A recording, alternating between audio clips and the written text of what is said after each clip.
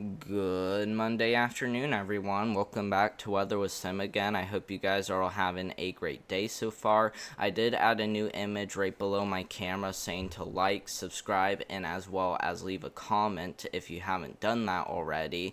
And I am trying to get it up to 1,000 subscribers before fall. So if you guys haven't subscribed to my channel already, please subscribe to my channel, and we will certainly keep you updated with accurate and professional looking videos. Let's go ahead and take a look at today's threat, and as you can see, we do have two slight risks for severe weather, one up here towards northern Illinois and southern Wisconsin, and I'll go ahead and circle that area so you guys know. So pretty much this area right here will be an area to watch for today, and then we also got another area down here towards the southern United States, pretty much heading from the panhandle of Texas all the way into Mississippi, will be another area to watch closely for severe weather for today, and we even got that marginal risk in between those two slight risks. Let's go ahead and look at the tornado threat, and as you can see, we do have a 5% risk for tornadoes, mainly across the panhandle of Texas, but also does include places like southwest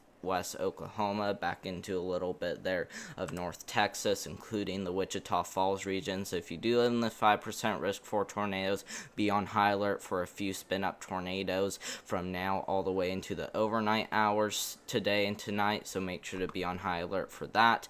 But even if you live in these 2% areas, we got one around that 5%, mainly including areas east of that 5%, but also another area up here towards this other slight risk area across southern Wisconsin and northern Illinois. So even if you live in those 2% areas, also be on high alert for some brief spin-up tornadoes too as well. And like I said, this will pretty much be the rest of today and into the overnight hours tonight, where we will need to be watching for spin-up tornadoes, and even in this brown shaded color too as well. Especially wind threat, we do have 15% risk for damaging winds, which does include all of the slight risk up here to the north, but also all of it down here towards the deep south. So if you were in that slight risk, you will be at risk for damaging winds. Hail threat, we do have two areas to watch for. We got one up here to the north, but we also do have an area over here that is mainly in the western part of that slight risk. So it doesn't include all of the slight risk, because that slight risk did expand towards Mississippi, but it does include at least the western part of it, which is pretty much in this area. So if you do live in this 15% risk, whether you're here or whether you're down here, make sure to pull your cars into your garage, because 2-inch hail or greater will be possible, especially in this black outlined area, which does include Fort Still, Oklahoma, back into Wichita Falls, where we will likely see a chance for 2-inch hail or greater. So like I said, make sure to pull your cars into your garage if you do live in one of these areas. Now let's go ahead and look at tomorrow's threat, and as you can see, we do have a slight risk level 2 out of 5 threat for severe thunderstorms tomorrow as well, and this one's a little bit longer, I would say. So this heads from southern Minnesota all the way back down into northeast Kansas, so a little bit longer slight risk as we head into tomorrow, but also not as wide either. So we do have, a decent area to watch for as we also head into tomorrow. And like I said, this heads from Minnesota all the way back down into the North Kansas area. And tornado threat for tomorrow, we just have a 2% risk for tornadoes heading from central Iowa all the way back down into the eastern part of Kansas. So not as concerning as today, because as you can see, there's no brown 5% area, but like I said, we can still get those brief spin-up tornadoes even if you live in this 2%. So if you do live in this 2%, which does include most of the slight risk, it just doesn't include Minnesota, make sure to be on high alert for some potential spin-up tornadoes as we do head into tomorrow, so make sure to do that.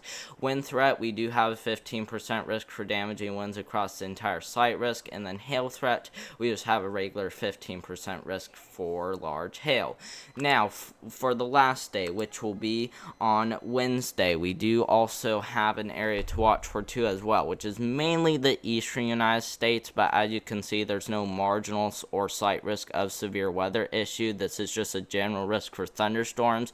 So as of right now, we don't expect anything severe across the eastern central United States because the Storm Prediction Center hasn't issued a marginal risk of severe weather, but I do still think somewhere embedded in this area right here will certainly be an area to be watching closely for, so make sure to, be aware that there could be a marginal risk added as we do head closer.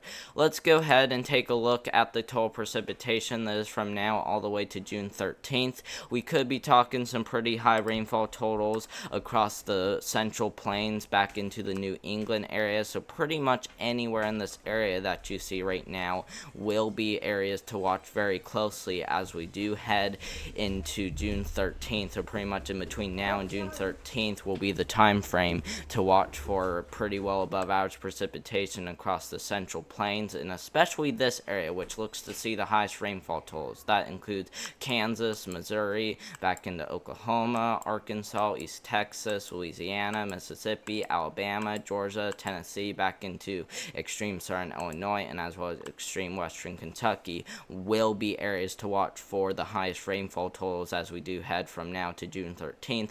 But even areas like the northeast region back into the mid-Atlantic and as well as the Ohio Valley could also see some rainfall totals too as well. And as you can see, there are a few yellow areas, so we can't rule out some localized rainfall totals of 4 inches.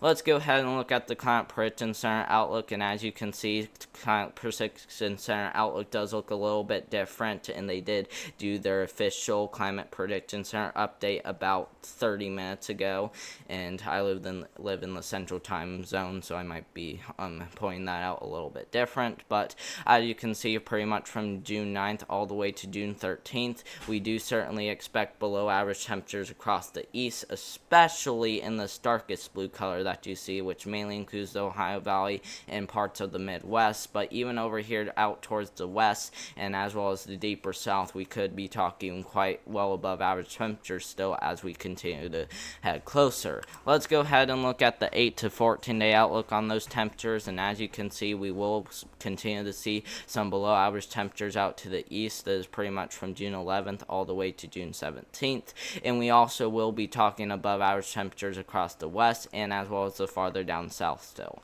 Let's go ahead and look at the precipitation now. That is pretty much from June 9th all the way to June 13th, which is the same day as the 6 to 10 day outlook on the temperatures, and as you can see, we will be seeing quite well above average precipitation across the east coast but especially across the Four Corners region heading down there and towards the central plains, and we kind of got this dry area heading from the northwest especially, but also down towards the Ohio Valley and Midwest. 8 to 14 day outlook on the precipitation that is pretty much from June 11th all the way to June 17th. We do expect that same area to see drier than normal precipitation, so pretty much indicating below average precipitation heading from the northwest, but this one does extend down towards the Tennessee and as well as the western Ohio Valley and as well as the Midwest. So we certainly will have some more areas to watch for below average precipitation. So certainly, maybe get ready for some dry weather. So if you do live, pretty much anywhere in this brown shaded color, that'll pretty much be from June 11th to June 17th. Make sure to get ready for some drier weather. Let's go ahead and now look at the future severe weather, and as you can see, we will be dealing with some severe weather across the plains, which doesn't set up exactly, because like I said in the last few videos, the GFS model usually does better as we go a little bit farther out, so we had about 18 hours out, and as you can see, we will likely see severe weather continuing across the plains more than likely, especially because like I said, the GFS model is a little bit more accurate as we continue to head out, and as we continue to head forward, as you can see, we will likely be talking some more in the way of severe weather across the central plains, but even continuing into the Ohio Valley. Look at that, we could see some big time severe weather across the Ohio Valley and Tennessee valleys, but even some more severe weather does seem to be possible as we do head closer.